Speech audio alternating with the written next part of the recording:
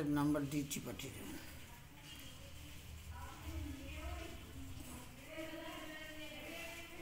চলো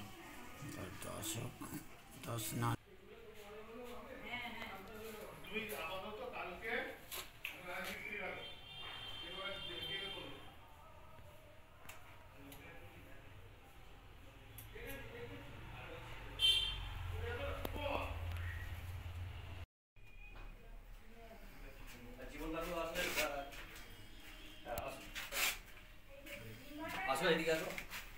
যাচ্ছি যাচ্ছি।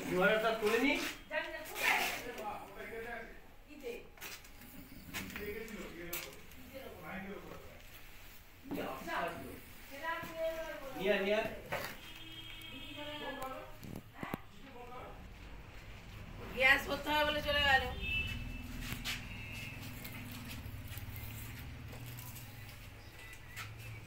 দরজাগুলো লাগা।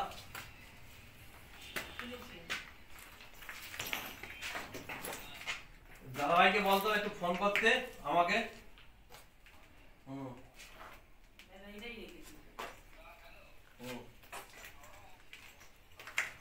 তাহলে ওকে দে।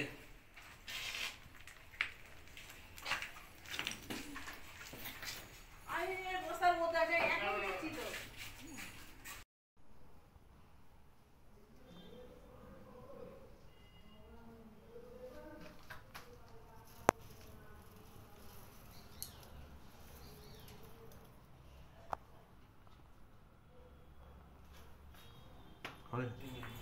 কিছু আনতে হবে না।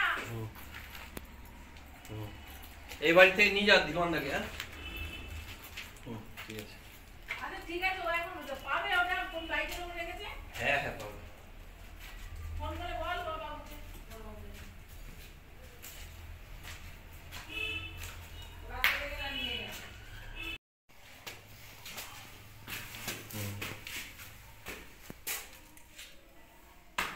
ওখানে ফ্যানটা ওই কাকা আর এই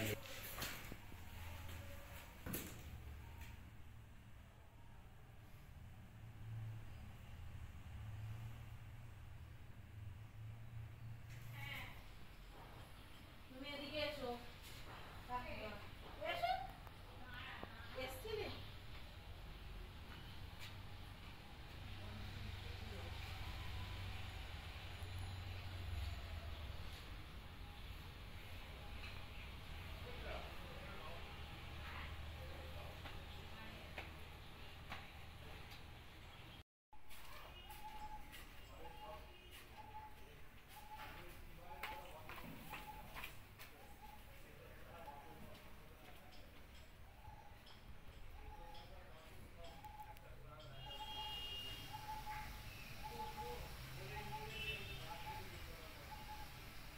দাঁড়িয়ে ছিলাম, লোকাই নিয়ে লাঠি নিয়ে দাঁড়িয়ে ছিল।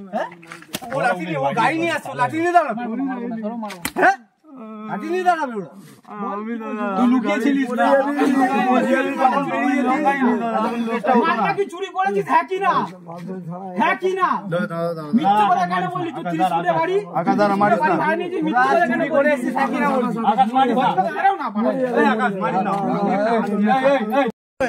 দুজনকে নিয়ে সত্যি কথা বল, কি করেছিস? কোথা থেকে করেছিস?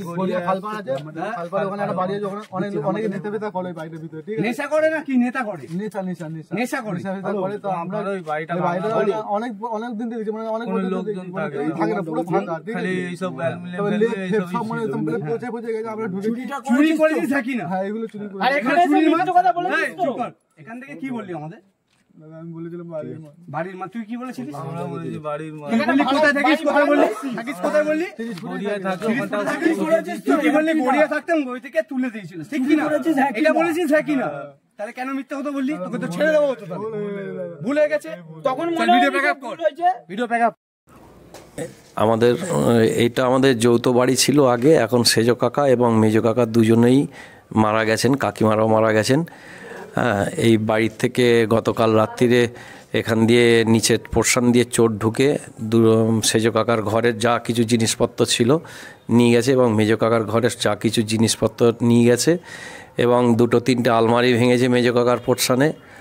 আর কলগুলো সব ভেঙে খুলে নিয়ে গেছে। থানাতে চোরগুলোকে ধরা হয়েছে, 2টো চোরকে। সেই চোর 2টো আপাতত কোর্টে প্রডিউস করেছে থানার থেকে।